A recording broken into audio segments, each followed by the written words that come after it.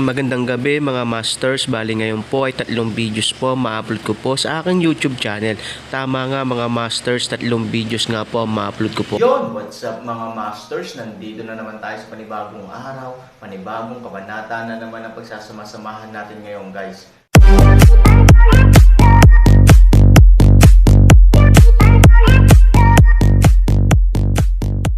Bali mga masters, kung bago ka pa lang po sa aking YouTube channel, please click the subscribe button, lalong-lalo na po yung notification bell guys, para maging connected pa rin tayo sa isa't isa at maging updated kayo sa mga susunod ko pang video.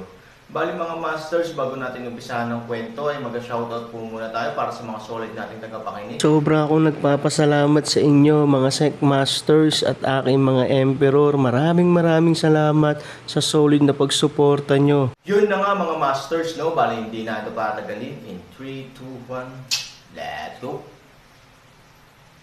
Mga masters, baka pwedeng hindi tayo mag-skip ng ads. Salamat mga masters. Ang bagong yugto ni Daryl sa Storytelling Channel sa YouTube mapapakinggan. Ang bagong kabanata. At ngayon ito ay labis na binabantayan ng mga kasundaluhan at mga general.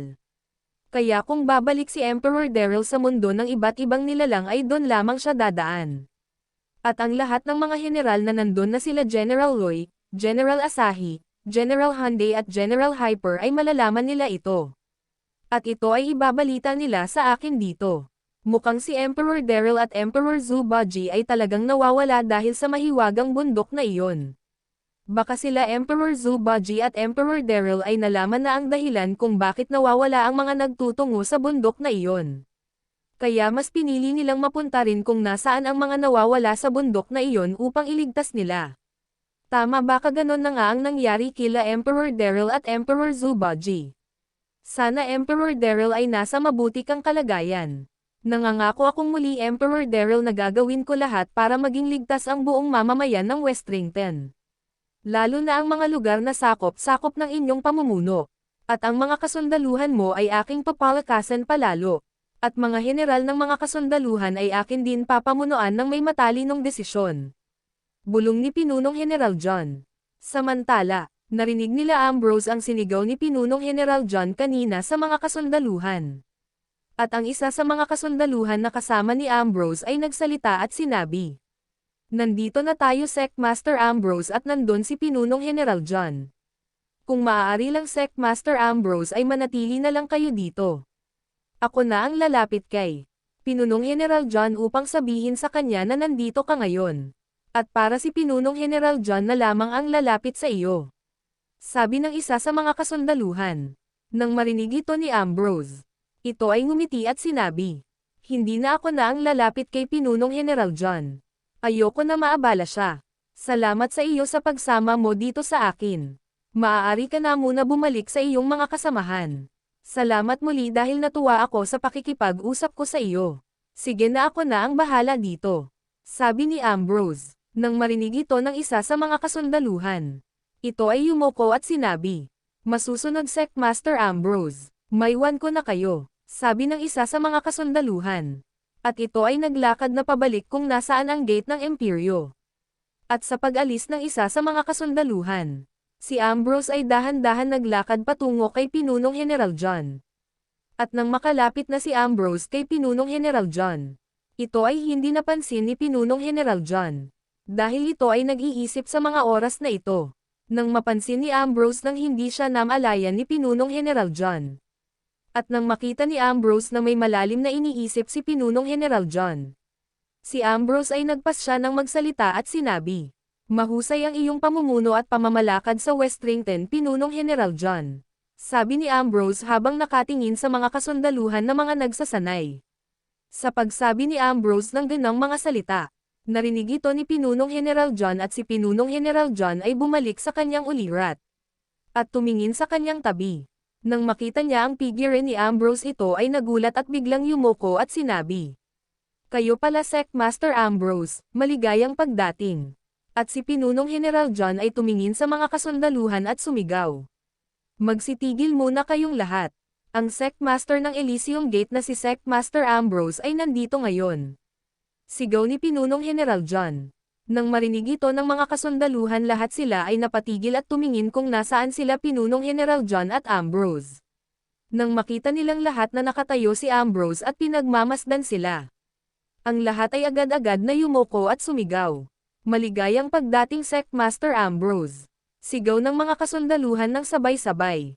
Nang marinig ito ni Ambrose, si Ambrose ay sumigaw at sinabi, "Sige na, bumalik na kayong lahat sa pagsesenay," sabi ni Ambrose sa malakas na tono.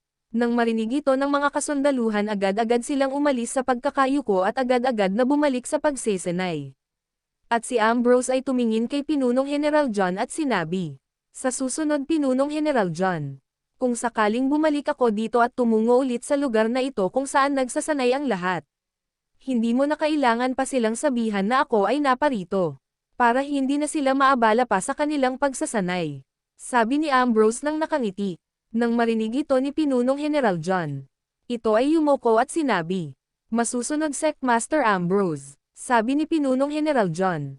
At si Pinunong General John ay muling nagsalita at sinabi, "Sectmaster Ambrose, ayoko sana tanungin ito sa iyo, ngunit kung inyong mamarapatin, nais ko sana malaman kung anong dahilan kung bakit ikaw ay napasadya dito. May nangyari ba, Sectmaster Ambrose? May importante ba tayong dapat gawin at ang buong kasundaluhan ni Emperor Daryl?" Sabi ni Pinunong General John sa tono na medyo may pag-alala at kuryosidad. Nang marinig ito ni Ambrose, ito ay ngumiti at sinabi, "Wala kang dapat ipag-alala sa pagtungo ko dito dahil walang masamang nangyari tulad ng naiisip mo ngayon, Pinunong General John. Naparito lamang ako ngayon sa Westrington at sa imperyo ng aking ama para tignan ang kalagayan niyong lahat. Kung nasa ayos lamang ang imperyo at mga nasasakupan ng Westrington.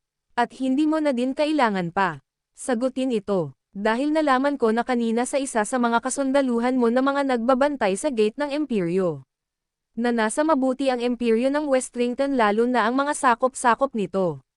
Dahil sa iyong pamumuno, nandito ako para sabihin sa iyo na good job, Pinunong General John.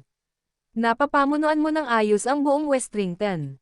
Hindi nga talaga nagkamali ang aking ama sa pagpili sa iyo bilang maging Pinunong General ng buong kasundaluhan niya. At hindi rin siya nagkamali na ibilin sa iyo ang pamamalakad ng kanyang imperyo. Mahusay ang iyong ginagawa, Pinunong General John. Kung tutuusin, mahirap pamunuan ang napakalaking bansa tulad ng Westrington, lalo na sa tulad mo ngayon pa lamang mamumuno. Kaya nakuha mo ang aking respeto doon.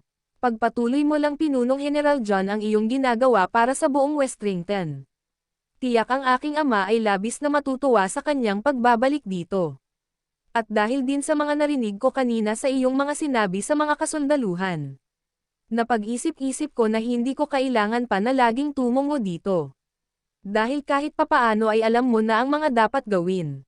Pero gagabayan parent kita sa mga dapat mo pang gawin at matutunan, para mapamunuan mo ang imperyo at ang buong Westrington habang wala ang aking ama. Para hindi na din ako mag-alala sa Westrington. Dahil madami din akong ginagawa sa aking bansa na sakop-sakop. Kung nasaan ang imperyo ng Elysium Gate, pupunta-punta na lamang ako dito para manggamasta. At sa akin din narinig kanina at malaman, talagang nakafocus ka ngayon sa pagpapalakas ng buong kasundaluhan ng Westrington, lalo na sa mga kasundaluhan na nandito ngayon sa imperyo. Tama ka, hindi kayo pwedeng maging kampante. Dahil sa mga minuto o oras na dumadaan ay maaari may mangyari na hindi nyo lubos na inaasahan. Tulad na lamang na may sumalakay dito, o sa ibang lugar na sakop-sakop ng Westrington, kung nasaan ang ibang mga kasundaluhan na nagbabantay. Kaya kailangan nyo laging maging handa kung sakali nga naman na kailanganin ng backup ng mga kasundaluhan ng Westrington na nasa iba't ibang lugar, ay maaari nyo agad matulungan. At may padala agad ang mga kasundaluhan na nandito. Mahusay ang iyong katalinuhan pagdating sa ganang mga senaryo, Pinunong General John. Dahil kung aasa mo sa ibang mga kaaliansa ng Westrington ang paghingi ng backup, ito ay maaaring matagalan pa.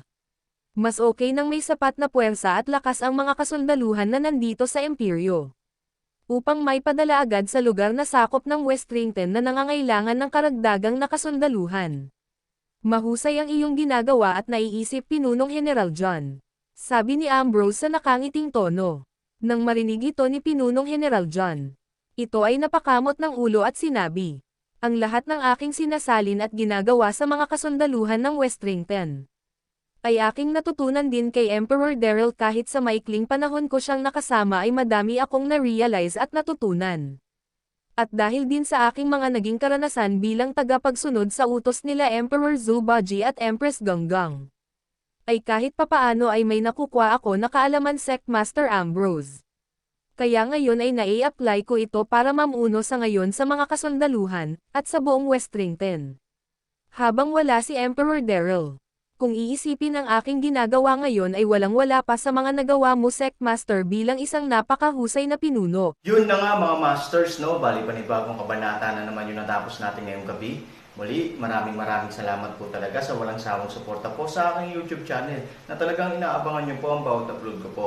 Bali mga masters, magkita-kita ulit po tayo bukas ng gabi at ngayon po ay magpapaalam po muna tayo. Bali mga masters, bye-bye!